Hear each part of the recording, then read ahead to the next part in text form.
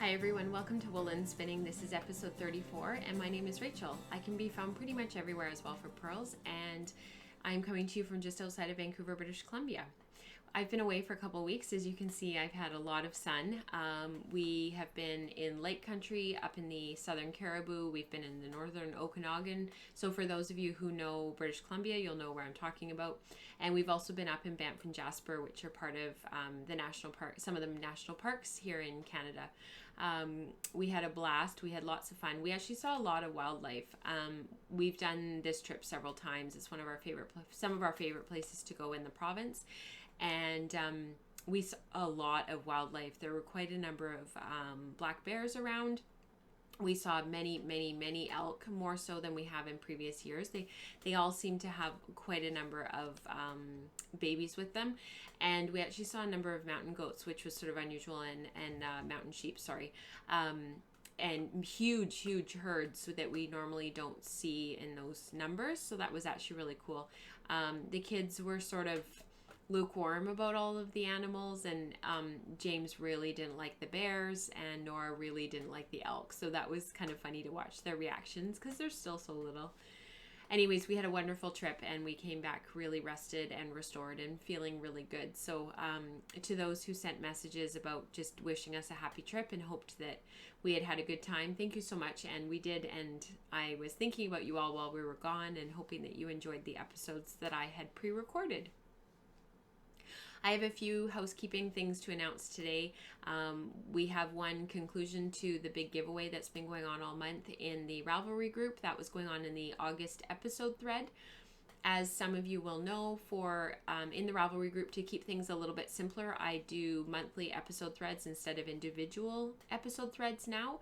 So for September, there will be a September episode thread. So if you have a comment or any ideas or things that you have questions about, that's where you would put it. So for August, in the ongoing episode thread, we were answering the question, what fibers and wool is local to you? And there was a myriad of answers. Lots of people participated. So thank you to everyone. And I will be announcing the giveaway winners later in the show. We hit a massive, humongous, ginormous milestone in the group over the weekend, and I wanted to extend a massive, humongous, gigantic thank you to everybody who are Patreon subscribers to the show. Patreon has meant that I've been able to achieve a certain sustainability with the show, and also offer some really awesome things that have been dreams of mine for a really long time. So thank you so much to those who have supported. Coming up in November, as a result of hitting the $500 mark, we will be giving away a spinning wheel as a random draw to anybody who is a Patreon subscriber. So if you are not a Patreon subscriber and you're interested in learning more, you can head over to patreon.com/wellforpearls. And I really appreciate the support that I have had thus far. So thank you to everybody, and that will be up and coming. And we will be giving away a spinning wheel, which is really exciting. So thank you. The other thing that I wanted to mention was there was a couple of changes in the Patreon reward tiers. So the Fiber Club reward tier is open for anybody who would like to receive the monthly Fiber Club. As well, the Thoughtful Spinner is open and is $12 a month on Patreon. It gives you access to an extra, it's basically like a blog post every month that you receive from me or from Katrina, who is a co-host in the group. But the cool thing about that level, and it's the same with Combo Spin, which is currently closed, and there's more information on Patreon as to why it's just temporarily closed. But for Thoughtful Spinner, if you support that level, you will get a shout out in a book that I am actually co-writing with two other people, Katrina and Kat Redding, who is on Instagram. The three of us are working on a book together, and you will get a shout out as a Patreon supporter in the book. So you will see your name in print if you support the show. So to anybody who is thinking about it, head on over there and find out some more information. So thank you to everybody who is already supporting the show. Okay, I think that's enough for housekeeping. I bombed through that quite quickly, and I hope that I wasn't talking too quickly. I wanted to share with you today some of my knitted objects and some things I'm working on, and I wanted to also show you a huge finished object, which you can see in the background. So the first thing that I have been working on is my Daybreak shawl. I have talked about this a lot on the show. It was hand spun singles from Sweet Georgia Yarns. I spun them on quite low ratios, and I've talked about before on the show about knitting with our hand spun and working with our hand spun and reflecting on what worked and what didn't work. And the only way that you can find out if your hand spun worked for you and if what you spun was yarn that you want to work with is if you actually work with it. And I had sort of made fun of myself on the show a little bit about this yarn because the tumbled stone just didn't have enough twist in it, and it did actually drift apart. The singles, even though I had folded them and felted them a little bit, the singles sort of drifted apart as I was knitting with them. And so lesson learned. This was the tumbled stone. It's a lovely kind of gray taupe color. And the contrasting stripe for the Daybreak shawl was this bourbon, which is from Sweet Georgia Yarns, and it's actually a discontinued colorway, which is sort of too bad because it's actually one of my favorite Sweet Georgia Yarns' colorways. So as you can see, I'm right at the tail end of these two hanks of yarn. They were quite big. If you remember me showing them in the past, they were quite big hanks of yarn. I had over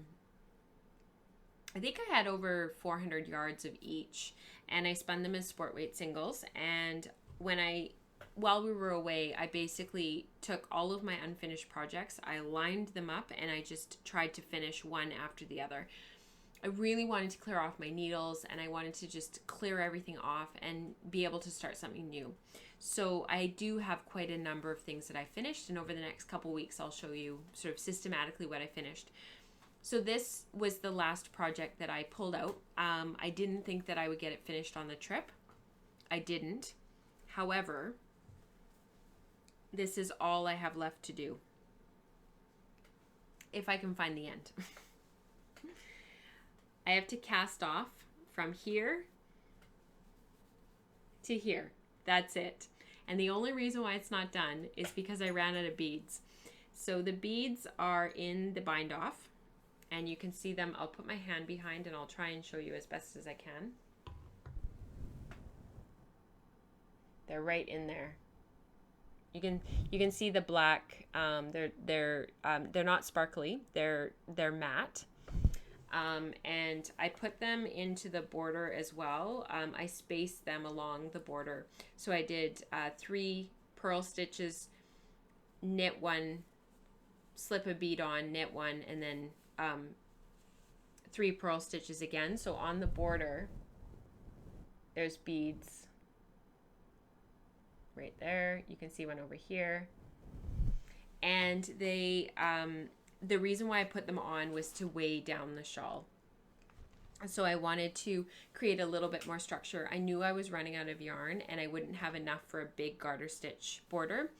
And while they did offer to dye me some more of the bourbon for Sweet Georgia, I didn't want to spin an entire 4-ounce braid and not use very much of it. So in the end, I decided to put the beads on. I don't think it's going to weigh it down enough that it's going to make that much difference, but it might help it to maintain its shape. So the shawl is huge. It's just enormous. And that's sort of I'll hold it up so you guys can see it a little bit.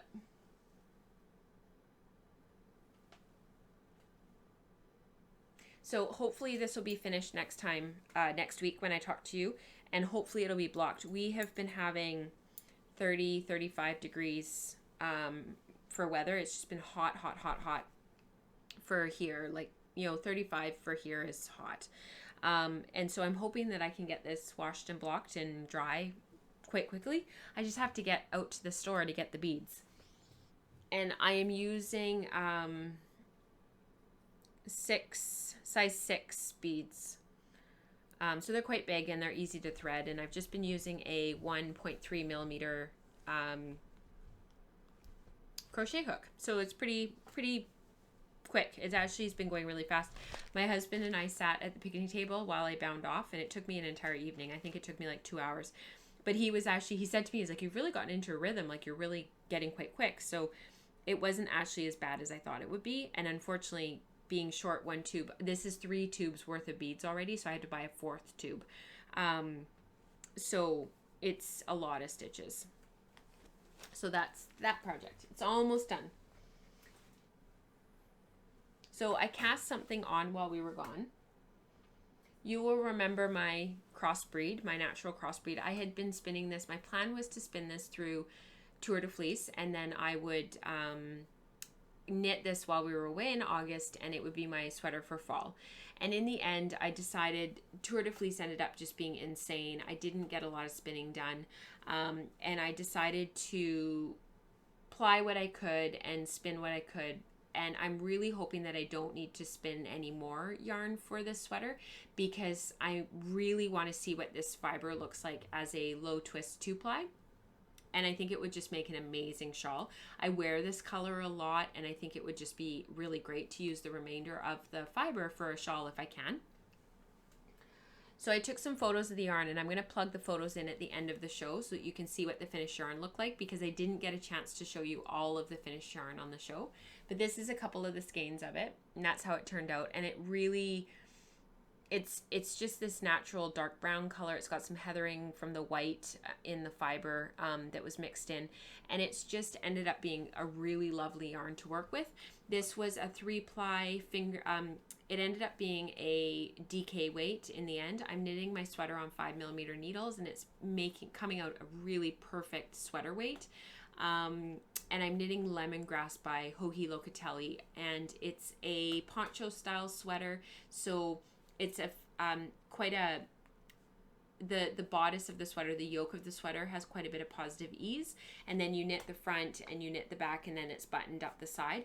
I'm not knitting mine with as much positive ease as she recommends in the pattern, because I just cannot tolerate all of that bulk on my upper half. It just makes me look enormous. It's just my body shape, and I didn't want to have all of this fabric around my neck and my shoulders, and it just, so I'm actually knitting a more fitted yoke, and then the sweater will sort of flare out from there in a little bit of an A-line shape. So because I finished so much while we were gone and I had ran out of beads, I actually was able to cast this on our way home on Sunday when we were driving down from Kamloops. So 3.5 hours of knitting later, it was actually more like 3 hours of knitting later, I actually was able to finish the yoke and divide for the front of the sweater. So this is what it looks like so far. And this is the front. So I've actually put the back stitches all on hold, the sleeve stitches are all on hold, and I'm just working my way down the front. And then eventually I'll pick up the button band that goes all the way around, and then I'll start the back. So this is what it's looking like. I'm really enjoying this. I'm using my own stitch markers that I've been making that are available in the Etsy shop as my markers. These ones are sparkly Swarovski crystals. There we go. And yeah, I'm knitting this on 5mm needles, and I've just been kind of working my way down it and then along. It's so far been a really fast knit. So I started this on Sunday, so this is only a few days of knitting, and the raglan increases were really quick. I didn't do them properly at first, and I thought about ripping back and redoing them, but in the end you can't see them.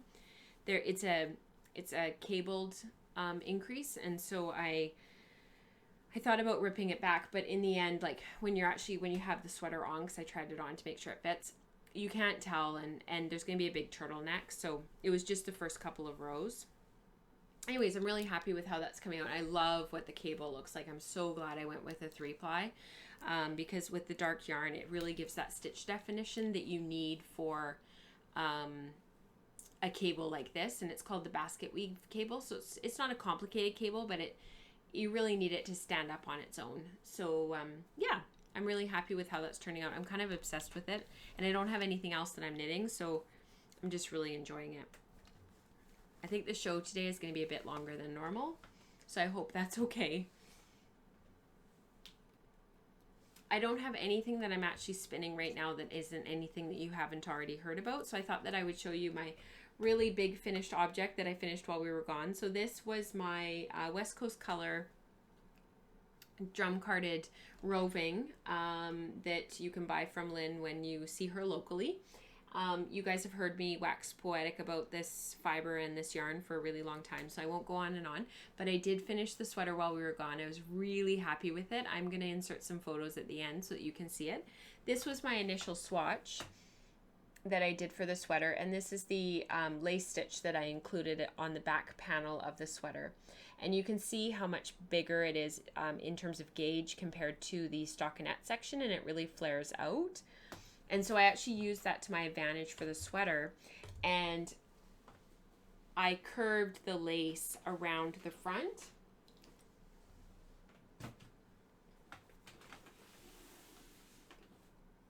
So that the back of the sweater would actually fall quite naturally. And it would create a little bit of an A-line increase by doing increases all the way along here. I just increased out one repeat of the lace all the way down to create sort of this A-line natural shaping that created sort of it's very slimming on the figure when you see it on the when I'm walking, or when you take a photo of the sweater from the front. But it also flares out the bottom of the sweater and created some natural waist shaping for me to come over my hips, so that the front still fell straight, but the cardigan actually fit around my buttock. And then also because the lace is a little bit fuller and a little bit, the gauge is bigger, than picking up and knitting the button band on smaller needles at a slightly tighter gauge, it actually pulled up the front of the sweater, so it gives it sort of this shape like this at the front that's really quite pleasing and I really like. So I thought that I could probably show you guys that by holding this up so you can see how there's that curl there and that curve around the buttock that's really quite pleasing when it's on. It's a big sweater, it's quite oversized. And I'm actually planning on wearing it with a couple of my sort of oversized blouses and then putting it with skinny jeans. So I think it'll look really quite nice.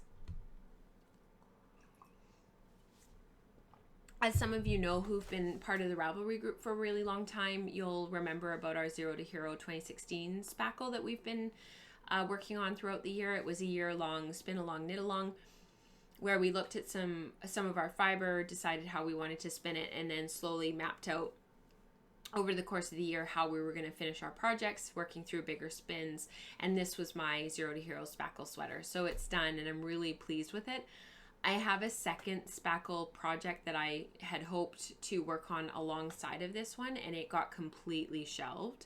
So because it's only August, I'm going to pull it out and see if I can get it finished during Spinzilla, and then maybe do the knitting on it in November and December. But I'm not going to put any pressure on myself because there's a lot going on. So we'll see, hopefully. Fingers crossed.